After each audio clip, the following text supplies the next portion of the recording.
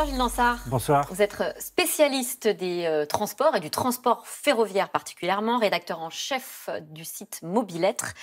Bientôt les départs en vacances, la recherche du billet le plus avantageux. Plusieurs millions de Français vont choisir le train pour voyager. Alors la compagnie a été frappée de plein fouet par la crise sanitaire. Cet été 2021 est décisif, c'est coup de pression maximal pour la SNCF. Il y aura plusieurs étapes décisives pour que la SNCF retrouve des couleurs, parce que effectivement sa situation financière est très mauvaise, voire catastrophique sur plusieurs plans.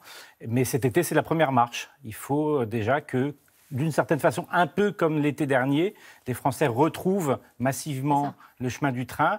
Et donc, c'est un peu en ce moment que ça se joue. Au mois de juin, on prévoit ses vacances, on commence à réserver ses billets. Et donc, il y a vraiment une étape importante qui n'était pas facile à envisager il y a encore quelques semaines, puisque la SNCF elle-même réduisait le nombre de ses trains pour cet été. Elle n'était pas très optimiste. Est-ce qu'avec la décrue très forte du Covid, est-ce que ça va s'inverser et de nouveau, il y aura des dizaines de TGV pour partir en vacances? Ça va se jouer au courant du mois de juin. Oui, parce que là, en gros, ce que vous dites, c'est qu'il faut relancer la machine. Il y a quand même eu moins 50% de trafic de TGV pendant la crise sanitaire, pendant le Covid. Oui, parce que déjà, les Français ont réduit leur mobilité, et donc c'est un mouvement qui ne va pas tout d'un coup s'inverser. Et puis, certains aussi ont choisi d'autres méthodes, d'autres façons de se déplacer, notamment la voiture, qui a repris des couleurs. Donc, c'est pas gagné d'avance. Il y a beaucoup d'atouts pour le train.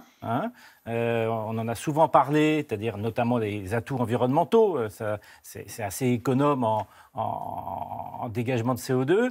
Mais il y a aussi quelques freins qui persistent pour que les Français retournent massivement sur le train, notamment la perception qu'ils ont de la cherté du TGV. Oui, on va revenir sur les tarifs de la SNCF. Vous donniez l'exemple, vous citiez la voiture. En fait, finalement, c'est plus l'avion le principal concurrent de la SNCF, c'est la voiture. Ça a toujours été la voiture. Oui. L'avion est très marginal.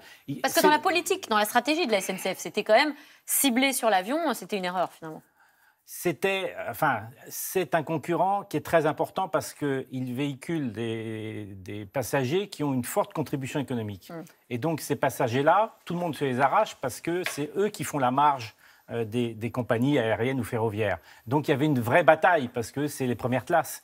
C'est des hommes d'affaires qui se déplacent souvent et à des tarifs élevés. Donc il y avait cette bataille. Mais en fait, si on regarde vraiment les chiffres, c'est la voiture qui véhicule le plus grand nombre de nos compatriotes. Oui, on a ces chiffres qui sont... Alors là, je ne les ai pas sous les yeux, mais on a 10% des gens qui choisissent le train, alors que 85%, eux, vont voyager en voiture. Voilà, alors là, ça mêle tout, la longue distance, les déplacements de proximité, etc. Donc effectivement, le train est minoritaire.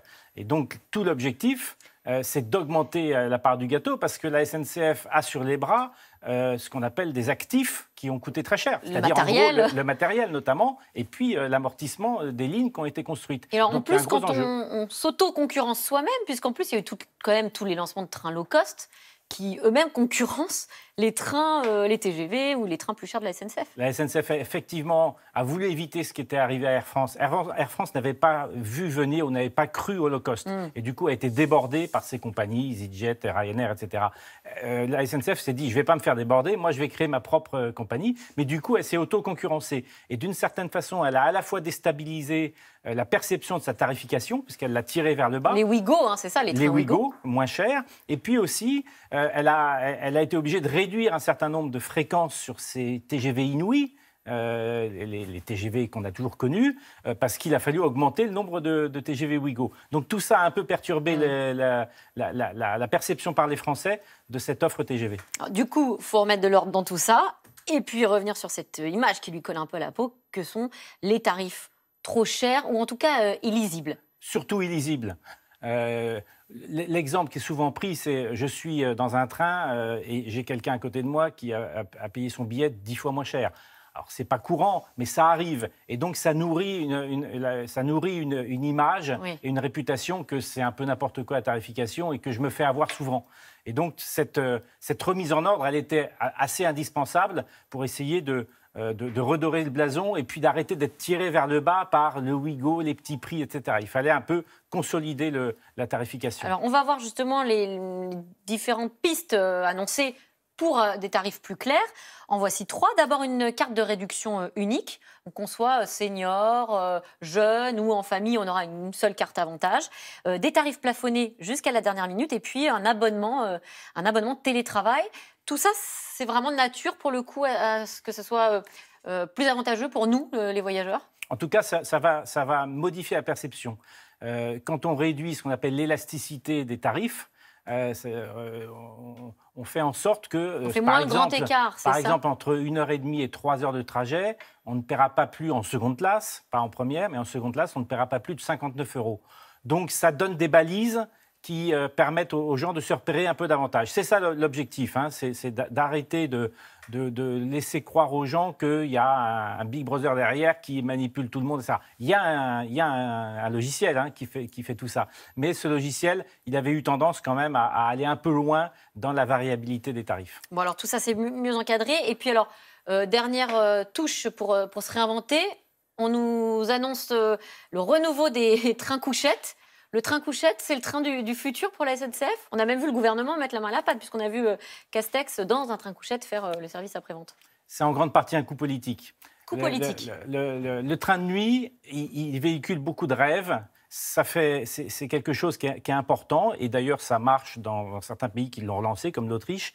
Mais ça reste très marginal et ça ne supporte pas l'improvisation. Il ne s'agit pas de mettre une rame entre deux villes et puis de dire on va mettre des voyageurs dedans. Il faut programmer quelque chose. Et là, pour l'instant, rien n'est décidé de ce point de vue-là. Ce n'est pas évident de relancer les trains de nuit. Il faut investir dans du matériel neuf. Vous ne pouvez plus véhiculer les gens comme il y a 30 ans. Couchettes, donc il faut du Wi-Fi, il faut des toilettes, il faut un confort minimal. Donc ça se programme, ça ne s'improvise pas.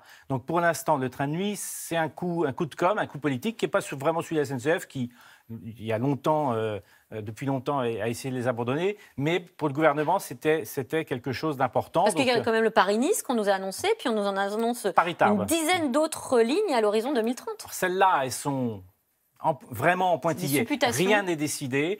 Paris-Nice, Paris-Tarbes sont financés, c'est vrai. Mais pour le reste, je doute qu'il y ait des arbitrages à court terme parce que c'est un vrai travail, c'est un investissement qui n'est pas inaccessible, hein, parce que le matériel dure 30-40 ans. Mais pour l'instant, l'investissement n'est pas décidé par la puissance publique.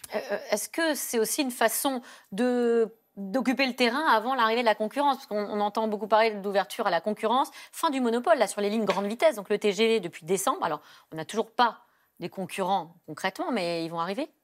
Il est possible qu'il y en ait un qui arrive entre Paris, Lyon et Milan d'ici la fin de l'année, à l'automne. C'est Tello, ce sont les Italiens.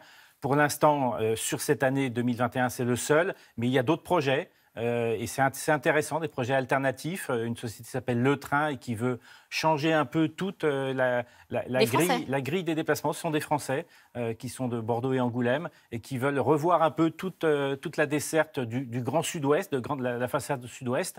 Donc il y a des choses intéressantes, mais le ferroviaire, ça ne s'improvise pas, ça prend du temps. C'est forcément de la stratégie, de l'investissement de long terme. Eh bien, merci. Merci encore, Gilles Dansard, d'être venu sur notre plateau. Et on verra bien à quoi ressemblera le train du futur, les lignes TGV du futur. Tout de suite, C'est dans l'air avec Caroline Roux, une émission consacrée à Emmanuel Macron qui a lancé sa campagne. C'est dans l'air est intitulé ce soir Macron, le candidat et les décisions difficiles. Bonne émission.